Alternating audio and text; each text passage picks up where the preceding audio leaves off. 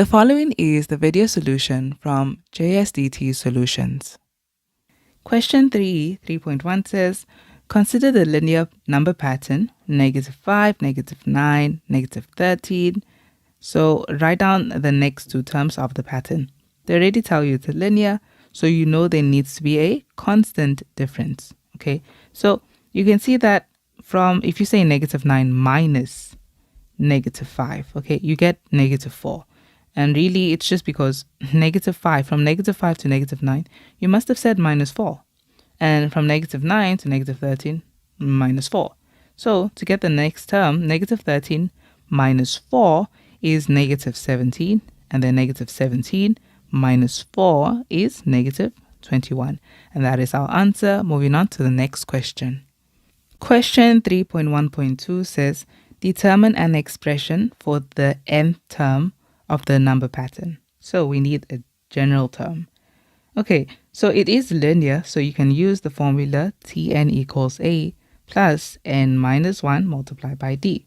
Okay, and so A is the first term and D is your constant difference. So Tn equals, and our first term is -5 plus n minus 1, and our difference is -4. So if we distribute here, we have Tn equals -5, and then we're distributing, so that's -4n, and that is +4.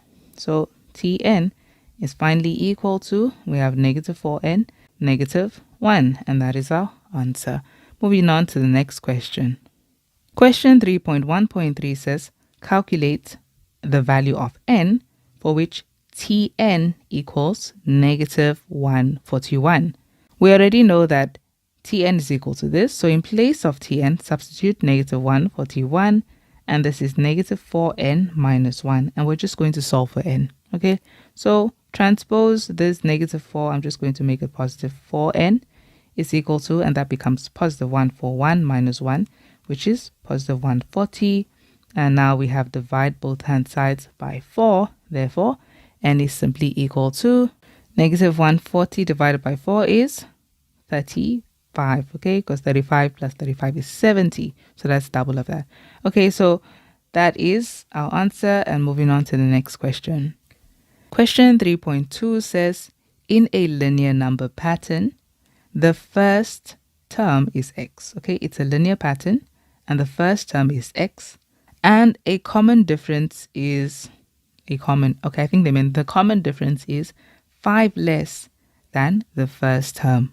Okay, so let's put that down. The first term, okay, T1, that is x, and the common difference, that D value, is 5 less than the first term. So if this is the first term, we're saying 5 less than this, so -5. Okay, and they want us to calculate the value of the first term, so ultimately find x, if it is given that the sum of the first 3 terms of the linear number pattern is 63. Okay, sum of the first 3 terms, meaning term 1 plus term 2 plus term 3 is equal to 63. So straight away you see that we need to find term 2 and term 3. We know term 1 is x. So how do we find term 2 and term 3?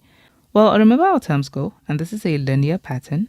So if the first term is x, how do you get the next term? You say first term plus that difference, which we know is x minus 5. So x plus x minus 5 will give us the second term. Okay, so the second term is 2x minus 5.